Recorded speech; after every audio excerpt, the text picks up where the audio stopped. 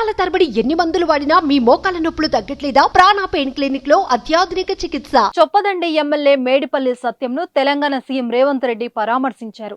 2 రోజుల క్రితం ఎమ్మెల్యే సతీమణి రూపాదేవి ఆత్మహత్య చేసుకోవడంతో అల్వాల్లోని ఎమ్మెల్యే సత్యం నివాసానికి వెళ్లి ఆమె చిత్రపటానికి పూలమాలలు వేసి నివాళులర్పించారు. అనంతరం ఎమ్మెల్యేను ఓదార్చి కుటుంబ సభ్యులకు ధైర్యం చెప్పారు. సీఎం రేవంత్ రెడ్డితో పాటు ప్రభుత్వ విప్ వేములవాడ ఎమ్మెల్యే ఆది శ్రీనివాస్ ఇతర నేతలు మేడిపల్లిని పరామర్శించారు. రేవంత్ రాగానే మేడిపల్లి సత్యం బోరున విలపించారు.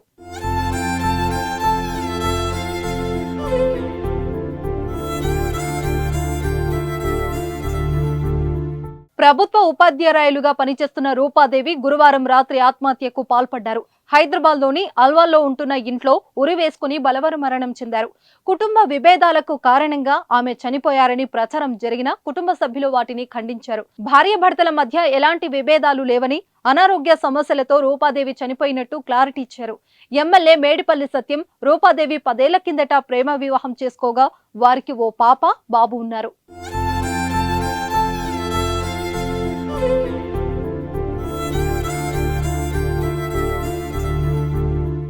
సుమన్ టీవీలో మీ పర్సనల్ అండ్ బిజినెస్ ప్రమోషన్స్ కోసం కింది నెంబర్కి కాంటాక్ట్ చేయండి.